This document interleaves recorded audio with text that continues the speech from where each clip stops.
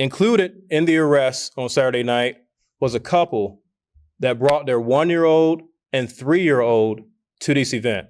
Let's take a moment to first go back to recent history of street racing within our city. On January 29th of this year, just after midnight, there was an illegal street racing event that occurred at 109th Avenue North and 28th Street North. Officers that arrived that night described the scene as one of the most horrific scenes they've ever seen. A 13-year-old, Ethan Martin, will lose his life while attempting to cross 28th Street during a street racing event.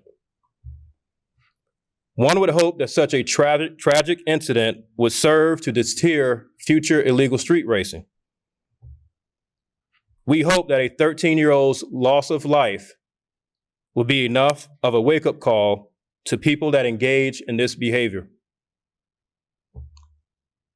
The agencies standing here today and other agencies throughout Pinellas County and Tampa Bay, as well as the entire state of Florida, have engaged in ongoing educational efforts and warnings against street racing. We hope that through those efforts and through prior tragic events, that the desire to engage in these activities would dissipate.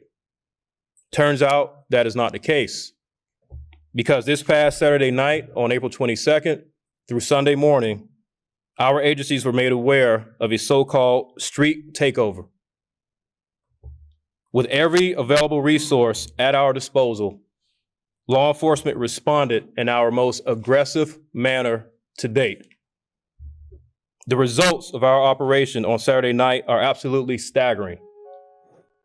69 people were arrested. Many, if not most, were not even residents of Pinellas County. Those 69 arrests were comprised of 57 misdemeanor arrests and 12 felony arrests.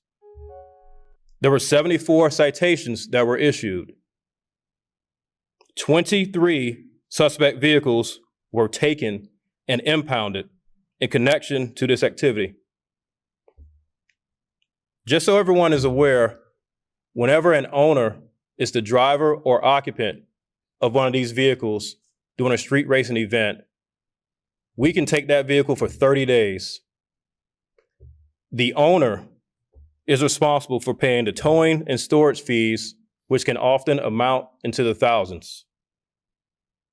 Included in the arrest on Saturday night was a couple that brought their 1-year-old and 3-year-old to this event.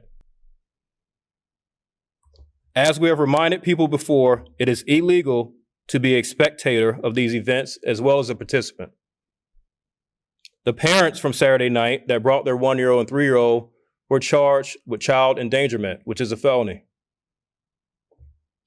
Some of the felony arrests range from fleeing and eluding to child endangerment. There were misdemeanor charges of obstruction in street racing.